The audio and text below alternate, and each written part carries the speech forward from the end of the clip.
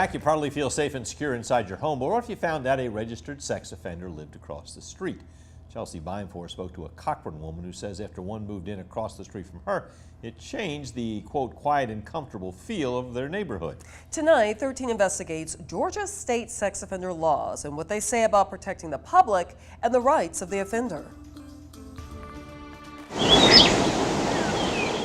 At the corner of 1st and 2nd Avenue in Cochran, you'll find Tamara Martin in what she calls her happy place. It's beautiful in the summer. In her backyard, a peaceful pond, a park bench, and her cat. But in her front yard, it's a different scene. For as long as he's in this neighborhood, those signs are going to be here. Posters that say pedophile and pervert line the pavement in front of her house. When he first got here, nobody knew that he was a sex offender, and that's dangerous. Martin put the signs out about 2 years ago when Casey Dykes moved in across the street. We wanted to make for sure that people knew who he was, what he looks like, and where he's living, and what his convictions are. According to court documents and the National Sex Offender Registry, he's a convicted sex offender, most recently charged with sexual exploitation of children for obscene internet contact. We went from being a very relaxed, quiet, comfortable, happy place to being very on guard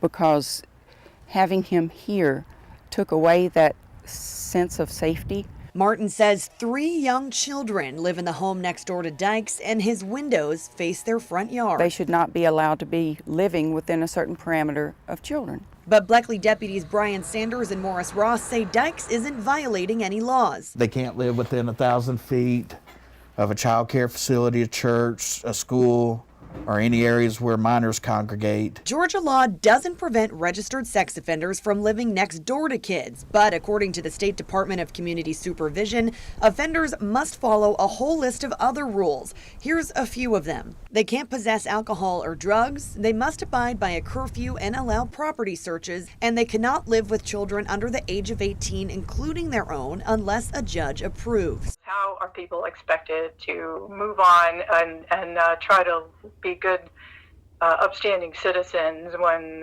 this is the way their neighborhoods treat them? That's Brenda Jones with NARSOL, or the National Association for Rational Sex Offense Laws. Where's the initiative that a person's going to have to do well and to really try to excel and overcome their past when it's just thrown in their faces like that? But to Martin, that doesn't matter. Having been the daughter of a pedophile, I know what that life can be like. A victim of childhood sexual abuse herself, Martin is passionate about educating others about sex offenders. They can get notifications that a sex offender has moved into their area. In Georgia, you can visit the GBI Sex Offender Registry, agree to their terms and conditions, and then enter a code so they know that you're not a robot.